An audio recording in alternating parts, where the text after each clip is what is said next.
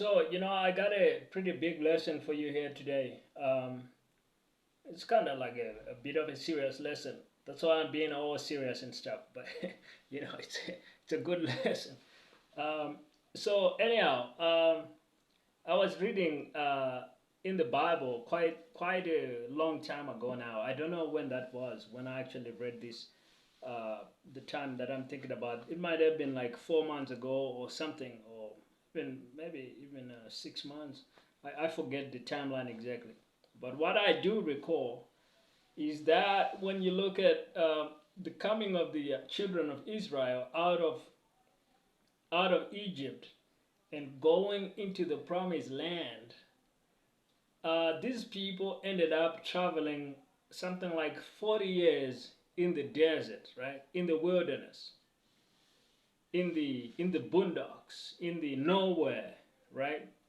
Basically, 40 years that they spent traveling in their journey to go from just outside of Egypt, where they had, first come out, to the promised land. Now, that was a journey that, even if you're walking on foot, right, guys, if you start out, like, if you make a beeline for that, uh, it's probably not gonna take you a year. It's probably not gonna take you 6 months. I don't know if it would actually ever even take you a month or 3 weeks. It's a distance that, if you were to literally set out on foot, right, within a matter of weeks or at the most a few months, based on my knowledge of the geography of the area and the distances and everything, uh, it's not that far where you would need like a year to get there. Like, it's not like walking from Cairo, Egypt, to like Harare, Zimbabwe, which is a pretty long distance, right? But even that you can do if you had to walk on foot. Probably well within a year you'd be able to get there. Like, you'd probably be able to, even if you're just walking on foot and you're not even running or anything, but probably way less than a year. Now, I might be wrong. It might take you 2 years, but let's give it worst case. Say it took you uh, a year or two, to go from Egypt to Zimbabwe. Now, going from Egypt to the land of Israel, the promised land, that should have taken these guys a really short amount of time. But what you find in the Bible is that they ended up spending 40 years going around in the wilderness. And so I think there's a really big lesson there, which is sometimes things are gonna take you a lot longer to get there because you keep not learning the lesson. And that's the lesson I wanted to share here. The business lesson I wanted to share is that you are not making millions and billions, uh, and you're not seeing the success you want to see, the level of success you want to see, because you keep ignoring the billionaires that are trying to share good business lessons with you. Now, I don't mean by any chance listen to every billionaire, right? Like, a lot of the billionaires out there are criminals. Let me just be straight. A lot of the billionaires out there are criminals. A lot of the millionaires out there are criminals, gang members, corrupt people, people cutting shady deals. Government corruption, private sector corruption. There's all kinds of shady things going on. So I'm not gonna say listen to every billionaire. In fact, you should probably not listen to most billionaires, right? You should probably ignore most billionaires just because they're the corrupt kind. They're doing all kinds of wicked and evil things that are just gonna destroy you. So completely plug up your ears and say, I ain't listening to billionaires. I ain't. Right?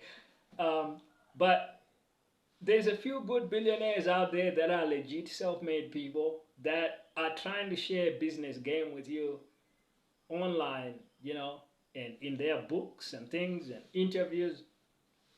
And a lot of the time, we are completely ignoring that because we're too caught up maybe in the next video game, right? We are too caught up, in the next cat videos, right?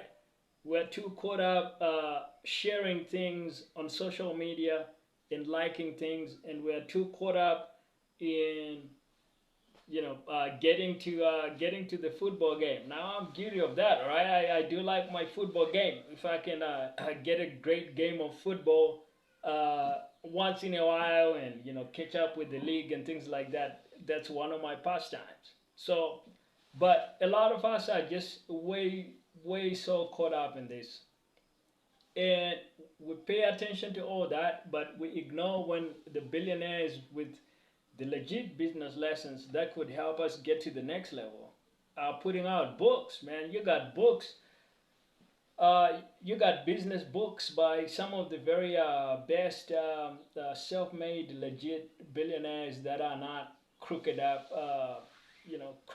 douchebags. uh, and some of these guys have literally put out their life's work in books, and you can just go get the book and read a whole bunch of lessons and literally download into your brain 50 years worth of billionaire business lessons that will help you level up to the next level. And all you're doing is you keep not learning the lesson because you never even bothered to open the book. So to go back to my opening story, which is not a story, it's a historical account. This is what happened. This is what the Bible tells us happened. This is what the Word of God tells us happened. So this is what happened. Is the children of Israel spent around 40 years wandering and moving through the wilderness. A distance, guys, that in their very first year they could have been there in the promised land. That should really concern you. That should really concern you. And part of it was that their own, as I said, the reason really was that they had a lot of unbelief, right? When you read later, I think in the books of like the Hebrews in the New Testament and thing, you hear that because of their unbelief, a lot of these people could not actually enter the promised land. So a lot of like the generation that actually came out of Egypt actually never actually entered into the promise. It was their kids and grandkids and people like that who actually managed to go in. So your own unbelief too is gonna be an obstacle. And in the game of business, because you're not learning the lessons, right? You keep refusing. You're like the cow that's been taken down to the river. You know what they say? You can take the cow down to the river, but you can't force the cow to drink to drink the water, right?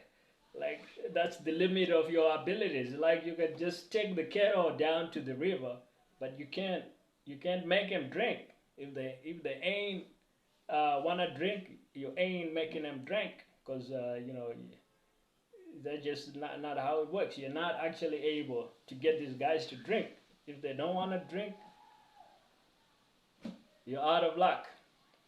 So that's the lesson that I had for you is you gotta start paying attention. You gotta invest that time into learning from the people who have the lessons that will help you level up to the next level.